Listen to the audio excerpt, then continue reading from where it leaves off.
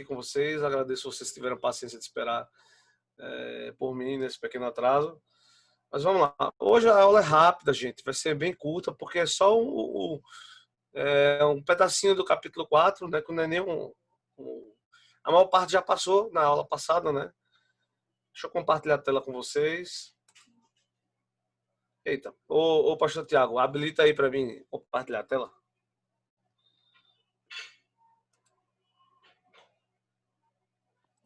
Pronto, teste agora. Vamos lá.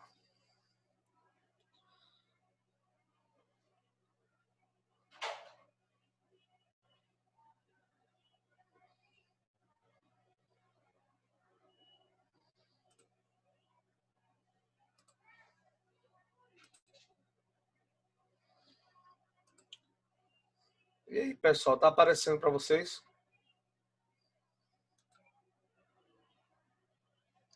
Tá aparecendo aí, pastor Tiago? Ainda não, tá parecendo que vai abrir, tá ligado? Tá escuro ainda. Tá tudo preto. Hein? Que coisa. Deixa eu ver como é que eu resolvo isso aqui.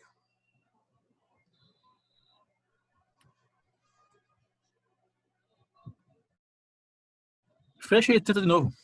Eu vou tentar fazer aqui. Se eu...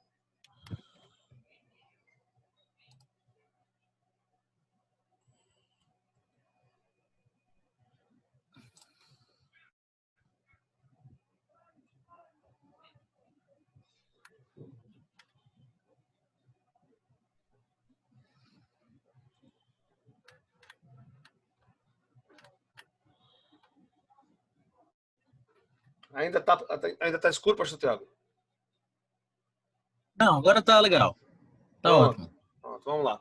Pessoal, né, vamos lá para a parte B do capítulo 4 do Evangelho de João. Esses slides aqui não tem nada de muito mirabolante, não. É só para a gente acompanhar a leitura e poder consultar o mapa. Gente, vamos lá. O que é que está acontecendo aqui? Vamos recapitular. No início nos primeiros capítulos de João, a gente viu Jesus começar o seu ministério na Galileia, descer para Jerusalém, purificar o templo e depois ele está fazendo o caminho de volta para Galileia. No caminho de volta, ele para numa aldeia chamada Sicá, que vocês podem ver aqui no mapinha, né, que fica em Samaria, entre os montes Ebal e Gerizim.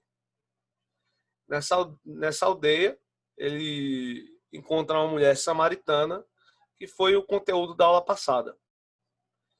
Agora, Jesus continua o seu trajeto indo em direção à Galileia. Ok? Ele está indo para a cidade de Caná, que foi onde ele realizou o seu primeiro sinal. Uma coisa interessante, viu, pessoal, é que João ele apresenta 7 sinais de Jesus, né? Então, o primeiro sinal que ele apresenta começa em Caná da Galileia, né, com as bodas, né, com a transformação miraculosa de água em vinho. E esse João chama de o segundo sinal. Não quer dizer que Jesus não tenha operado outros milagres nesse ínterim, mas que para propósitos de narrativa, né, para ele é o segundo que ele apresenta. Porque eu não acho que seja à toa, mas João apresenta 7 milagres de Jesus, 7 sinais. E no final do livro ele diz que ele não colocou todos, ele colocou só aqueles que seriam importantes para que a gente cresça em Jesus. Porque não há livros suficientes, ele usa essa linguagem, né? Não há livros suficientes para comportar os milagres que Jesus fez. Então vamos começar a leitura, pessoal. E 2 dias depois, partiu dali e foi para a Galileia. Porque Jesus mesmo testificou que um profeta não tem honra na sua própria pátria. Chegando, pois, a Galileia, os galileus o receberam, porque viram todas as coisas que fizera em Jerusalém no dia da festa, porque também eles tinham ido à festa. Segunda vez, foi Jesus a Caná da Galileia, onde a água fizera vinho. e havia ali um oficial do rei, cujo filho estava enfermo em Cafarnaum. Então vamos lá, pessoal. Tá Jesus, né, a caminho da Galileia, né, indo em direção a Caná. E o texto aqui mostra, deixa eu abrir a tela para poder ver o rosto de vocês. E o texto aqui mostra que havia ali, né, na Galileia, um oficial do rei cujo filho estava enfermo em Cafarnaum. Vê só, pontos importantes desse comecinho, né, é, é Jesus falar, né, que um profeta não tem honra na sua própria pátria. Existe até hoje o ditado que diz, né, que santo de casa não faz milagre, né? Na época o provérbio era: o profeta não tem honra na sua própria pátria. E se a gente voltar aqui no mapa, deixa eu voltar no mapa, você vai ver Nazaré aqui pertinho de Caná. Interessante, né? Que Jesus poderia muito bem dar um pulinho em Nazaré, né?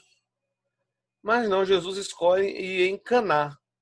Quando a gente lê nos evangelhos, Jesus não fez grandes sinais em Nazaré, né?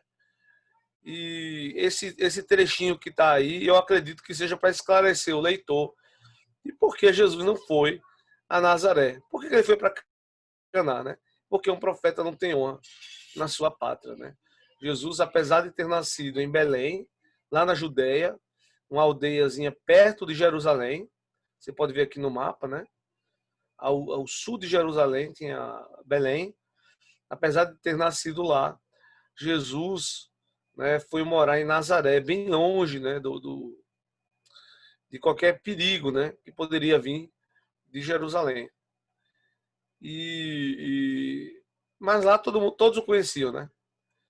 E poucos milagres foram feitos em Nazaré, pouquíssimos. Mas, né, na região da Galiléia, muitos milagres foram feitos, né? Começando em Caná. Olha no mapa aqui, viu, gente? As cidades, ó, Betsaida, Cafarnaum, né? Foram lugares onde aconteceram muitos milagres, né?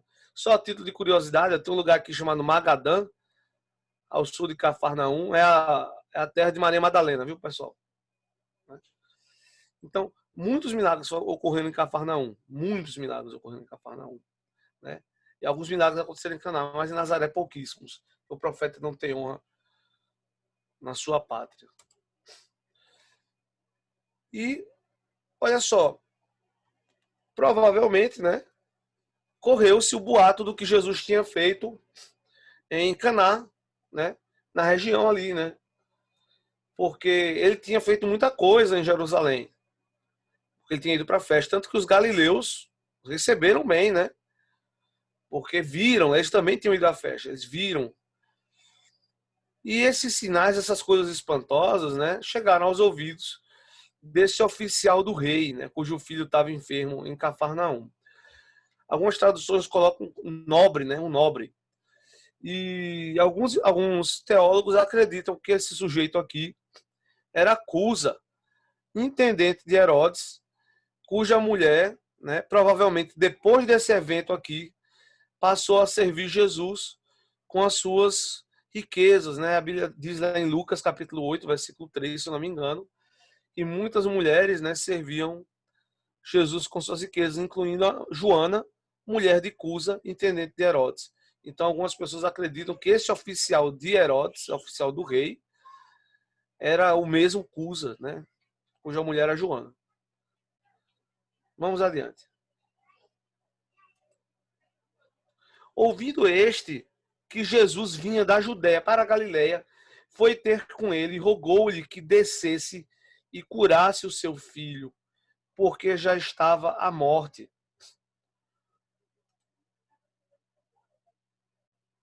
Opa, eu acho que eu apertei algum botão aqui que não devia.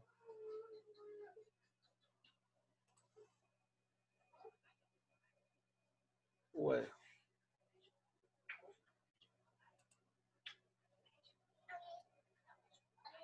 Me perdoe, viu, meu irmão? Às vezes eu me enrolo aqui Essa tela compartilhada aqui é uma beleza.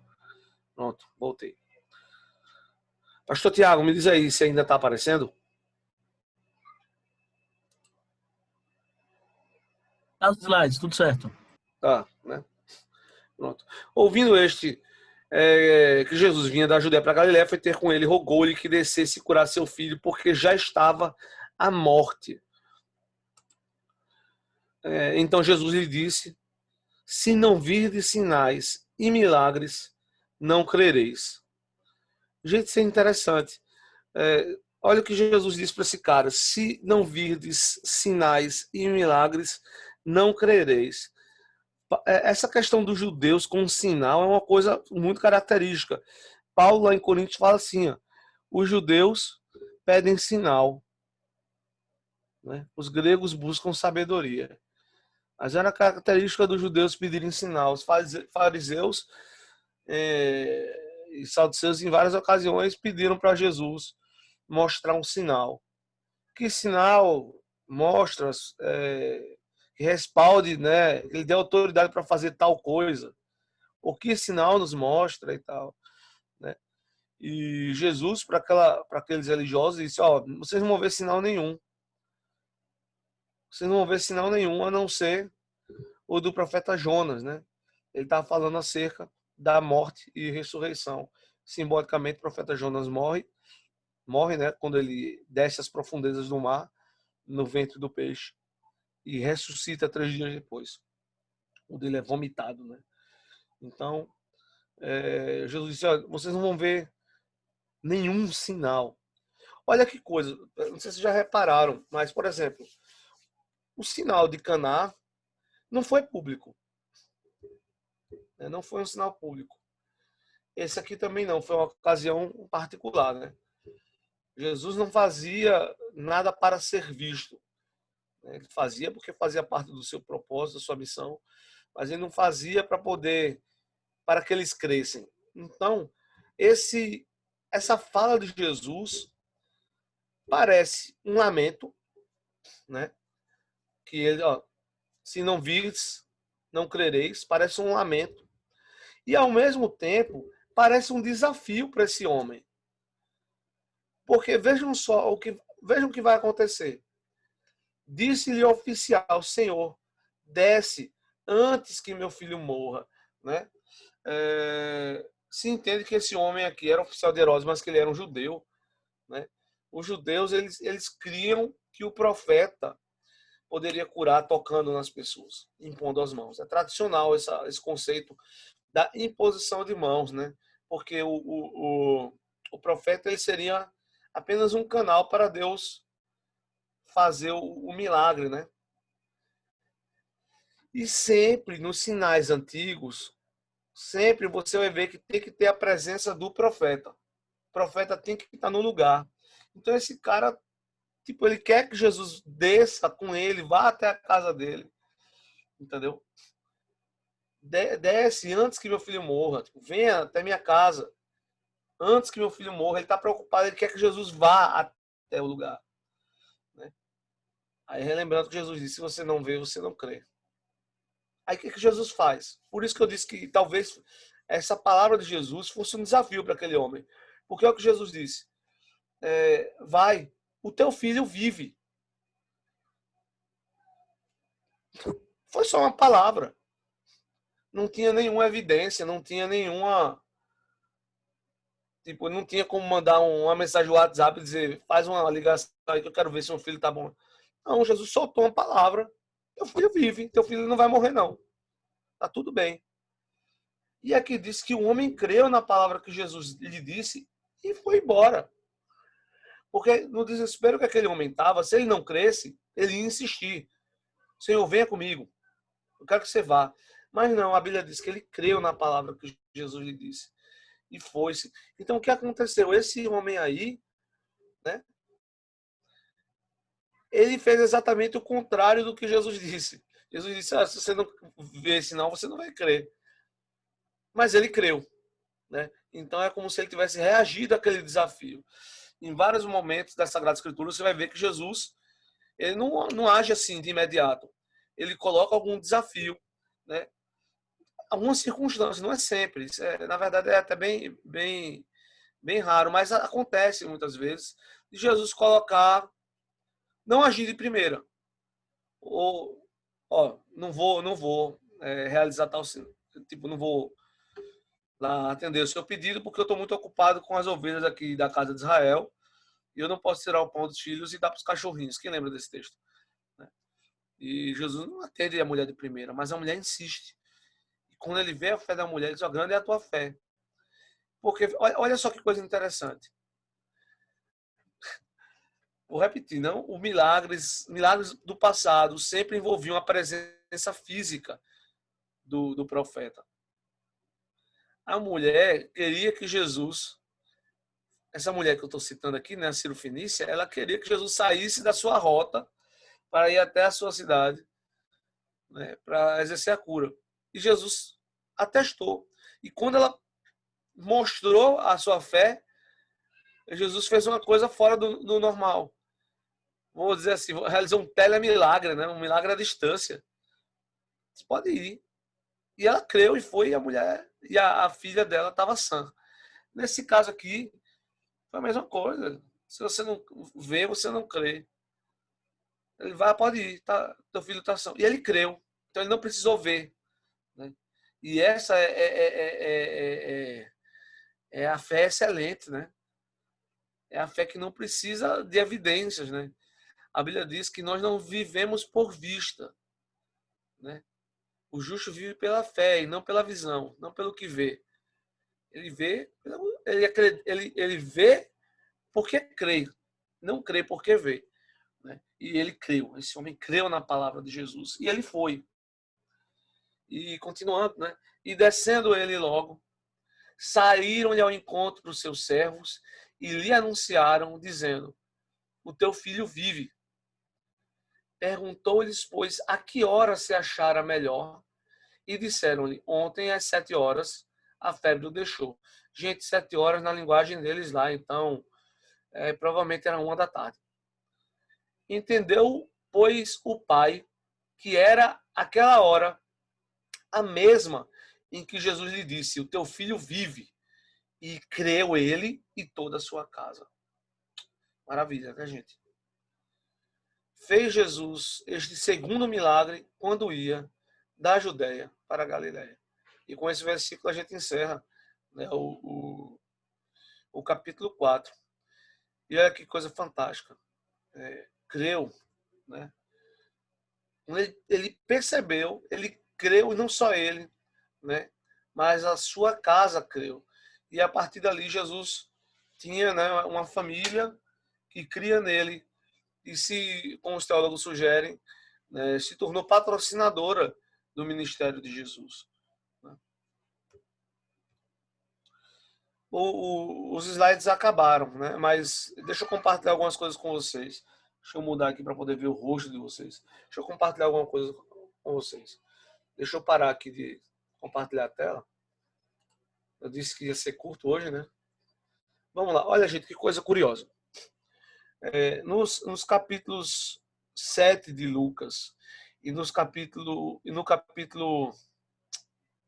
perdão, não sei se é o capítulo 12 de Mateus, agora eu não me lembro, mas conta uma história interessante. A princípio eu fui comparar se não era a mesma história, porque sempre quando a gente lê a escritura a gente tem que harmonizar os relatos, né, para ver se não se trata de um relato só. Aqui fala de um oficial do rei Herodes, cujo filho estava enfermo. E em Lucas e em Mateus tem um relato de um centurião romano. Né? Então, cujo servo estava paralítico. Né? E eu fui lá, vou dar uma estudada para tentar harmonizar isso aqui. E, na verdade, há muito mais diferenças entre o texto de João do que os textos de Mateus e Lucas. Mateus e Lucas, com certeza, é a mesma pessoa. É um centurião cujo servo... Agora, deixa eu trazer para vocês uma coisa curiosa. Né? Muita gente fala, por que esse homem era tão apegado ao seu servo? Poxa vida, por que não, né? Eu pergunto, por que não? Mas tudo bem. Eu fui dar uma olhada e eu vi uns estudiosos de hebraico e aramaico falando que em uns textos antigos, uns manuscritos antigos, né, a palavra usada para falar desse filho, eita, desse filho não, desse servo, é filho. O texto é a mesma coisa, mas a palavra muda de servo para a palavra beni, se eu não me engano, que quer dizer filho. Então, foi o que me levantou assim peraí, deixa eu ver se não é o mesmo relato, né? Do centurião e tal. Mas não, esse centurião, o oficial, ele foi até Caná encontrar Jesus. E o outro milagre se passa em Cafarnaum, né? Apesar de ter semelhanças, né, tem muito mais diferenças. Mas tem uma coisa interessante quando a gente compara os dois relatos. Deixa eu só antes falar outra coisa que eu fiquei chocado, né? Eu estudando, né? Eu vi gente que tenta usar essa história do servo do centurião para dizer que o cara era amante do centurião, para falar de como Jesus ama, né, os homossexuais e tal. Eu não acredito que Jesus negaria se curar um homem por causa disso. Mas, gente, não tem respaldo nenhum, não faz sentido, não tem nada no texto para você poder inferir isso. Não faz sentido, pelo amor de Deus, né? Não, o servo era querido dele porque era o seu amante. Olha que conversa absurda, gente. O pessoal torce o texto para achar o que quer, né? Nos manuscritos, como eu falei, nos manuscritos sugere que era filho dele, o servo. Talvez, um filho não legitimado, não sei, mas filho, né? Ainda assim, filho, não tinha nada a ver com essas teorias malucas aí de homossexualismo. Nada. Mas vamos lá. Por que eu estou trazendo essa história? Não foi só pela tentativa de harmonizar, não, pela a investigação para ver se os textos se harmonizavam. Mas o milagre realizado na vida do oficial repercutiu em Cafarnaum. E esse centurião, né, que aparece em Lucas, o relato de Lucas é muito detalhado, é muito detalhado. Lá diz que esse centurião romano, né, ele era um homem temente a Deus, que ele mesmo construiu a sinagoga, né, inclusive tem uns relatos, uns textos antigos que falam da fama da beleza dessa sinagoga que esse cara construiu e tal. O texto diz que assim, Mateus ele vai muito direto ao ponto, como era o estilo deles. Mais ou menos, a lógica deles é a seguinte: se você conversa com o mensageiro de alguém, é como se você tivesse conversado com uma pessoa. Então, em Mateus trata como se Jesus tivesse conversado com um homem. Mas em Lucas você vê que Jesus conversou com os mensageiros do homem, né? Desse centurião. Mas fala que era um homem temente a Deus, fala que era um homem que ele mesmo construiu a sinagoga com seus próprios recursos, que apesar de ser um estrangeiro, o judeu, ele era bem quisto entre os judeus, entre os representantes do povo, entre os anciãos. E, gente, olha só, quando o oficial do rei, esse que a gente leu no capítulo 4, ele vai até Jesus, ele insiste para que Jesus vá até a casa dele. No outro caso, do centurião em Cafarnaum, o cara diz, ó, eu não fui até o Senhor, porque eu sinto que eu não tenho esse direito de estar na tua presença, e muito menos o Senhor não precisa se dignar a vir estar debaixo do meu telhado, porque eu não tenho essa honra de receber o Senhor debaixo do meu telhado. Você vê como o cara reconhecia a santidade de Jesus, né? E ele diz assim, ó, mas se o Senhor disser somente uma palavra, o meu servo, ou meu filho, depende da tradução do manuscrito, vai ser curado. Olha só que coisa interessante. Em um caso, o homem queria que Jesus fosse, porque ele acreditava, a princípio, que ele precisava da presença física de Jesus no lugar. Já no segundo relato, que provavelmente já veio de um homem que escutou essa primeira história, visto que ambos estavam debaixo da autoridade do rei, né? O centurião romano estava debaixo da autoridade do rei Herodes naquele lugar, assim como o oficial estava debaixo da autoridade. Então, provavelmente o relato chegou. E o homem sabia que Jesus não precisava estar fisicamente no lugar para realizar o sinal, e ele acreditou. E Jesus se espanta com a fé daquele homem, que acreditou que ele não precisava estar lá, mas que a autoridade de Jesus não se restringia à sua presença física. Isso é extraordinário, gente. Vamos lá, né?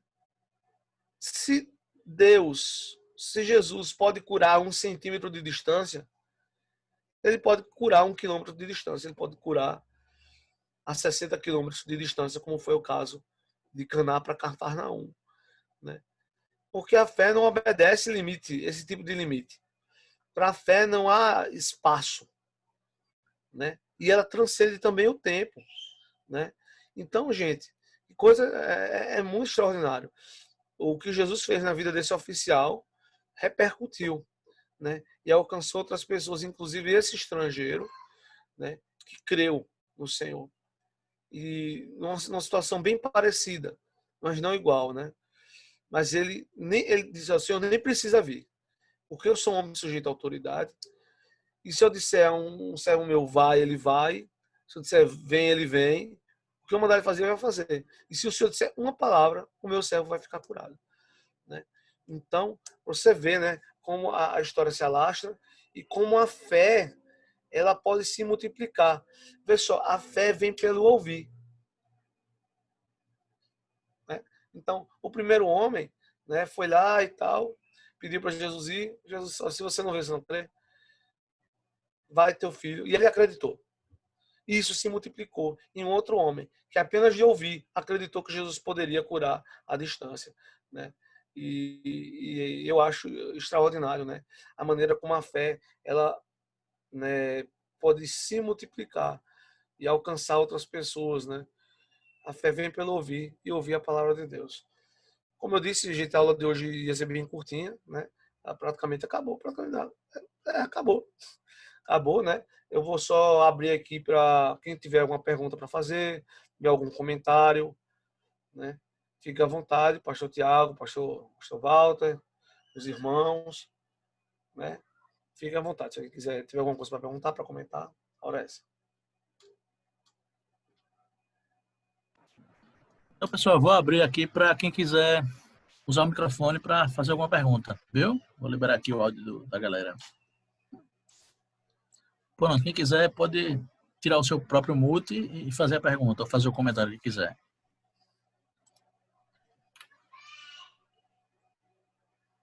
Dou-lhe uma. Dou-lhe duas. Eu acho que é isso, né? Acho que ninguém tem nenhuma pergunta, não. Mas também é porque é um texto bem curtinho, né? Não deixa nem muito espaço, né, para dúvida. É bem... Dá para ir direto ao ponto, né? Mas é isso. Pastor Tiago, quer comentar alguma coisa? Se não, eu já passo a bola para o senhor.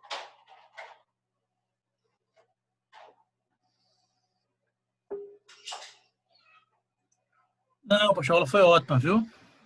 Eu estou aqui pesquisando aqui no Bible Hub essa questão do centurião, do filho do centurião ou do servo do centurião. Por isso que eu estou tá meio disperso assim, mas eu estou ouvindo.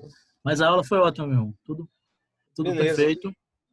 E então se vamos alguém não lá. quiser, se alguém não tiver nada para comentar, a gente encerra, faz a oração e encerra, viu? Aula Foi rapidinha. muito boa a aula. Essa questão, pastor, essa questão do desafio, né, de Jesus dizer para ele: você não, se não vir de sinais e milagres, não crereis. Essa questão é muito importante, né? E quando a gente lê, às vezes pode passar despercebido ou a gente pode ficar na dúvida, né? Mas eu achei muito boa essa explicação, muito coerente, né? E essa relação também com a passagem da mulher Ciro-Fenícia e a passagem do centurião de Cafarnaum, né? Que são duas pessoas estrangeiras, as quais recebem um milagre sem a presença física de Jesus junto ao doente, né? Então, são três textos que tem um diálogo, né? É verdade. Muito legal. Amém, irmãos? Então a gente vai orar, né? Agradecendo mais uma vez o pastor Hugo. Muito boa aula. O capítulo inteiro é maravilhoso. Então a gente teve o mesmo capítulo em 2 aulas, né? Foi muito legal. Na próxima semana a gente vai estudar o capítulo 5, que é grande também, mas eu vou tentar fazer em uma aula só, para não ficar também... Quando precisar, é claro que a gente pega 2 aulas, né? Mas eu vou tentar não tomar 2 aulas para o capítulo 5, porque talvez tenha outros capítulos que a gente vai precisar, né, pegar em 2 aulas. Então vamos orar, né?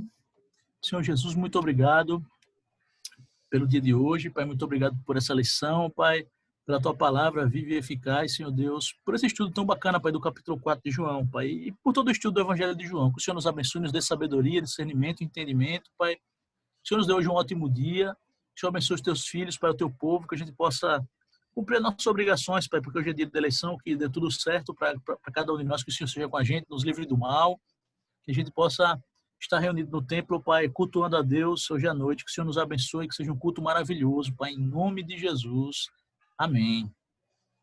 Então, irmãos, temos o culto, né, 19 horas. Quem não puder estar no templo, a gente vai ter o culto transmitido online e vai ser uma bênção. Amém? Então, pessoal, que Deus abençoe, tenha um ótimo domingo. A gente se vê mais tarde. Valeu!